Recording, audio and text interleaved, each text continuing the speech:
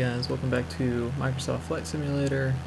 Today we're going to be going over the patch 2 patch notes for build 1.8.3.0. I'm going to go over just the more important patch notes, and I'll leave a link down below to the forum that has everything listed. There's a lot dealing with specific aircraft that I'm not going to go into, but I'm going to go over just the major points. So the patch notes start out with a paragraph from the development team saying that the primary focus of this patch is to address many of the NSIM issues reported by the community. We are constantly triaging the issues and feedback we have received to help plan our future patchwork. Feedback from the community is a vital part of how we define our focus for each update. Thank you for all your help, and we look forward to continuing work with the community to improve the Microsoft Flight Simulator experience. Alright, so we'll go ahead and jump in with the first section there, which is probably going to be the biggest for most people. It is the performance improvements. So they've optimized cockpit screen display when screens are not displayed on screen. They've added a new option available for cockpit control or cockpit screen refresh rate. They've tweaked CPU thread priorities to reduce interruption of frame critical threads. They've optimized the loading system to reduce loading times, as well as heavy airport scenes impact on the CPU. They've reduced the amount of GPU overdraw to improve graphics performance, and it made memory optimizations to reduce software memory footprint and improve performance on memory limited computers. I'm assuming that's for RAM. And then they've made an overall performance optimization. So I've definitely noticed this. I had a lot of issues with my CPU maxing out prior, and it's definitely gotten better where I'm not dropping as many frames. So the second section there is ATC, so their incoming ATC Azure speech has 3 different voices now. ATC voice gender is now based on your avatar of the pilot, or of your pilot, and they've fixed for incorrect voice pack being used if the game is not localized in English, and if the Windows offline text-to-speech option is used. So they've also improved on the UI, so they have improved the filter and sorting in the marketplace. They have a manual cache layout has been improved, and the download estimated time should now be correct. They've improved support for gamepad navigation in many menus. Case-sensitive search is now working properly in control screen. Search by axis in control screen has been fixed. The active pause button has been added to the toolbar, and the pause button has been fixed in the content manager. So the next section is Aerodynamics. I'm going to throw it up on the screen here. You can look through those.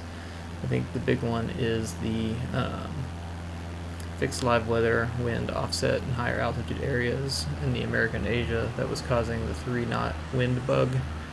I think a lot of people are having that issue, but all the other ones are just kind of minor adjustments there.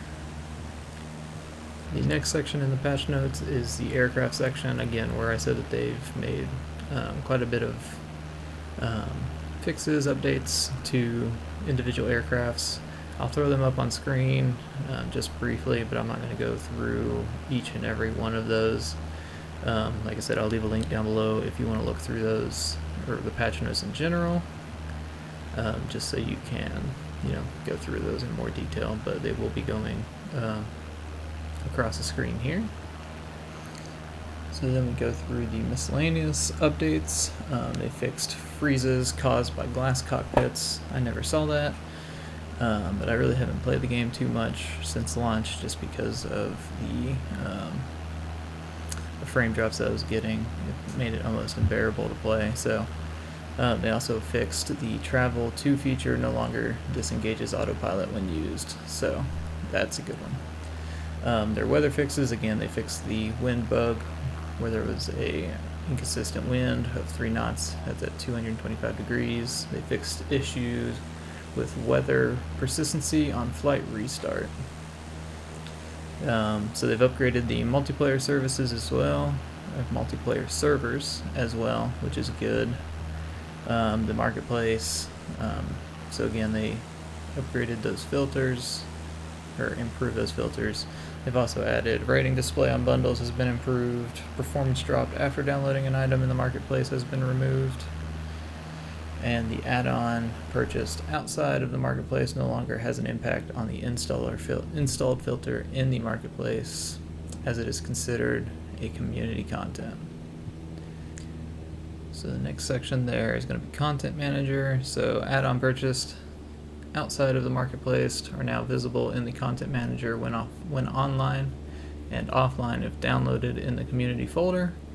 Third-party content thumbnail display has been improved, and the pause download during installation is fixed at this point. They've also made a lot of various typo fixes across the different multiple languages that are in the game. They've added subtitles, are now fully enabled by default. Subtitle option has been moved from sound menu to accessibility, so users can set it during initial install. So in the camera section, they've removed rotation clamp on instrument cameras.